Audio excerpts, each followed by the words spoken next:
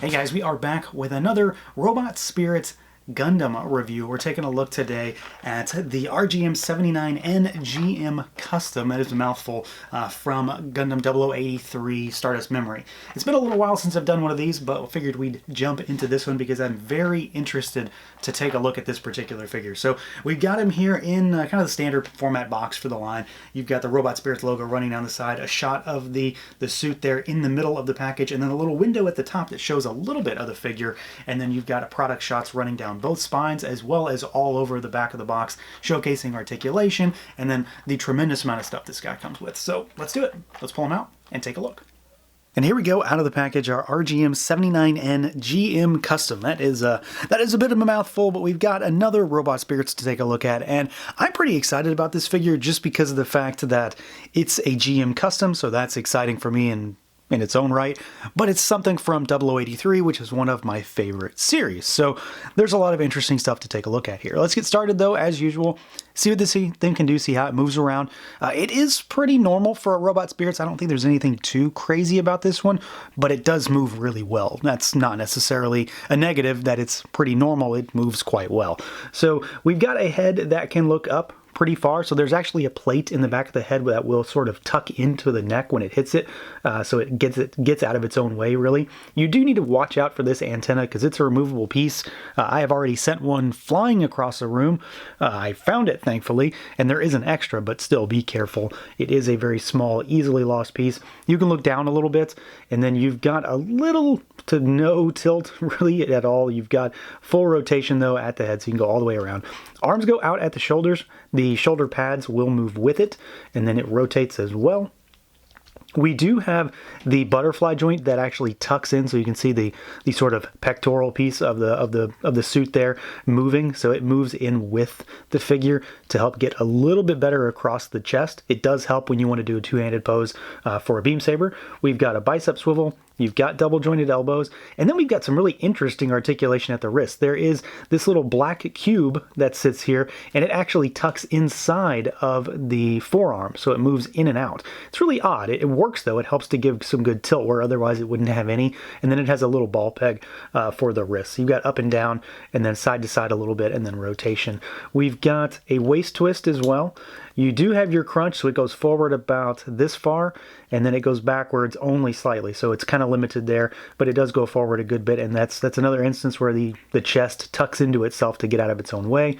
We've got moving flaps on the skirt piece here, so forward and outward. The ones on the butt do not move, so legs go out and they kick forward, but they don't really kick back too much, just a little bit. And then there's a ball peg at the crotch, so it does give you some twist, but it's not an actual thigh cut, it's just a ball peg.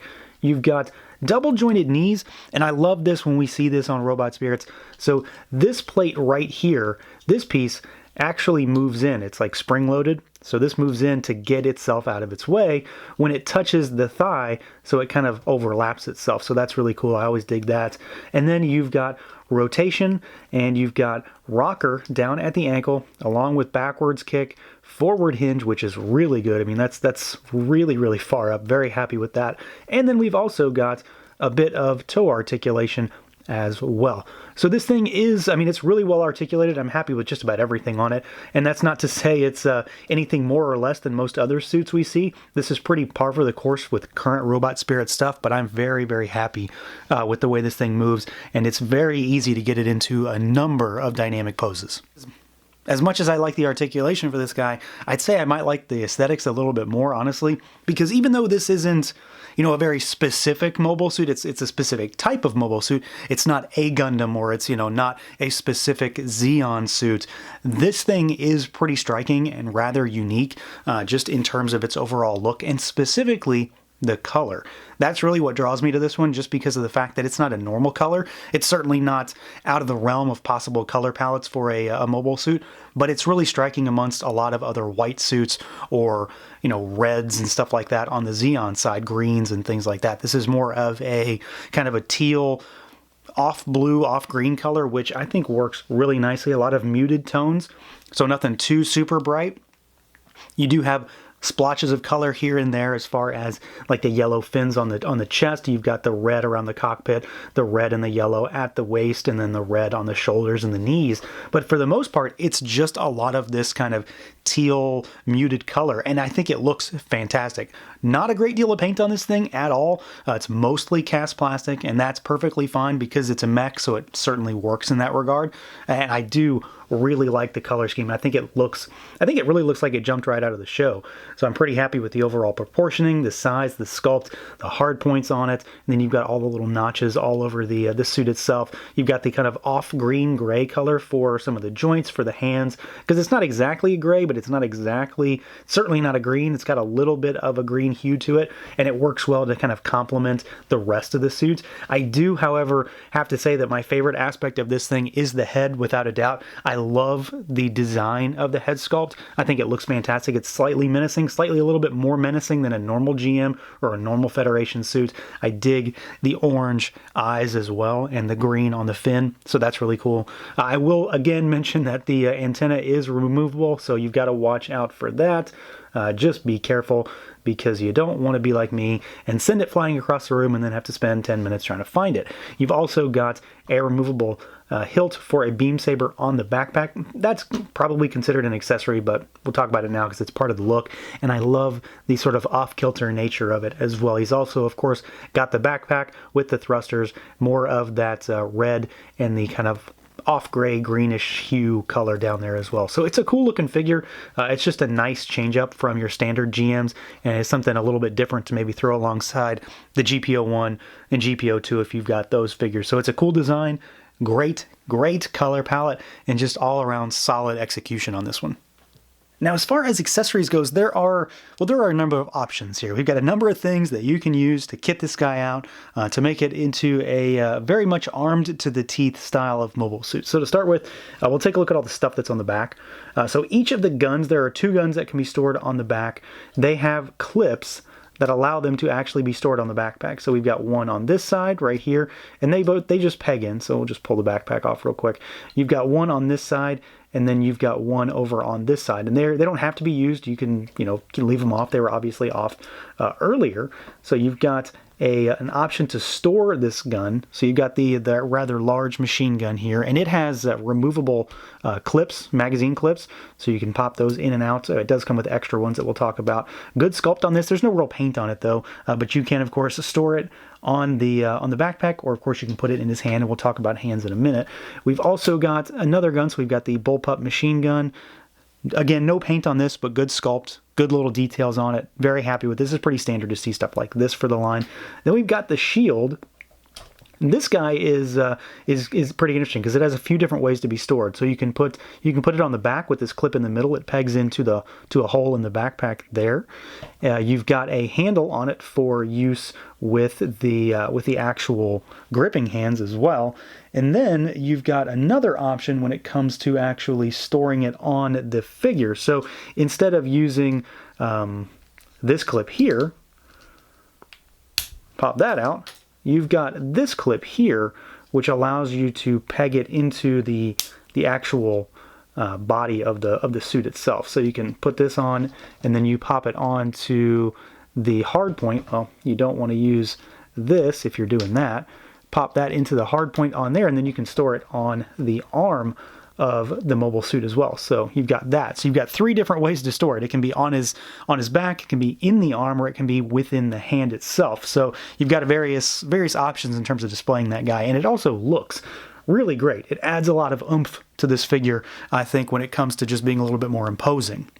Now beyond that, we do have a few other things that you can change up the shield with also, because why not, right?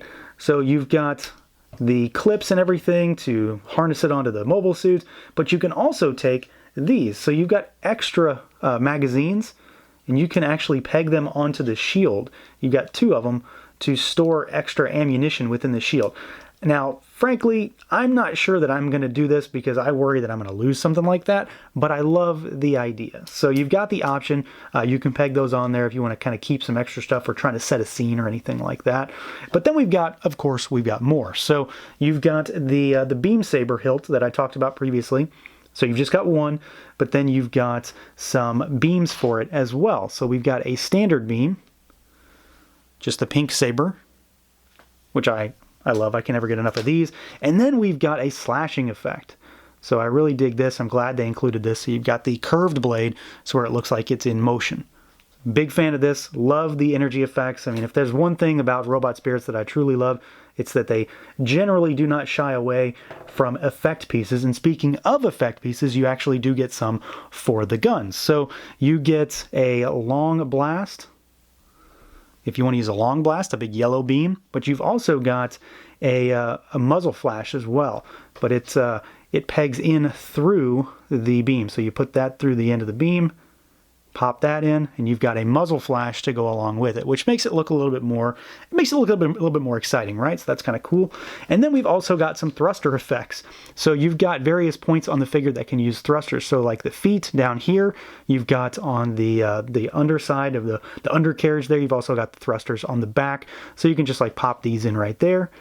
And then they've got little pegs and you can kind of angle them to make it look like he is moving. And of course, these thrusters do move a little bit. You've also got, well, if I pop that off, you've also got, now that we're here, I can't really show it because he doesn't come with the piece, but you've also got an option to store a bazooka if you have one from another figure. So you've got an option there to lift that clip up and you can put a bazooka in there. And then lastly, to round him out, we do get a bunch of hands.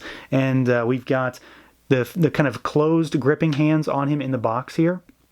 So just standard fist closing style hands, but then you've got slightly open gripping hands, and of course they've got the tree that you can use for these. So you've got slightly open gripping hands, you've got more trigger finger style hands as well. So you've got 3 different kinds of opening hands. You've got splayed finger style pose hands, and then you've got fully open palm hands as well. So you've got 8 extra hands in total for 10 overall. So yeah, I mean, this guy is absolutely loaded. I've rambled way too much about accessories, but that's very much a hallmark for Robot Spirits. You just get so much stuff, and there's a lot of different things that you can do to change up the figure with just a handful of accessories. Use them all, use a few of them, do whatever you want, but you have a number of options with how much stuff is crammed into this box.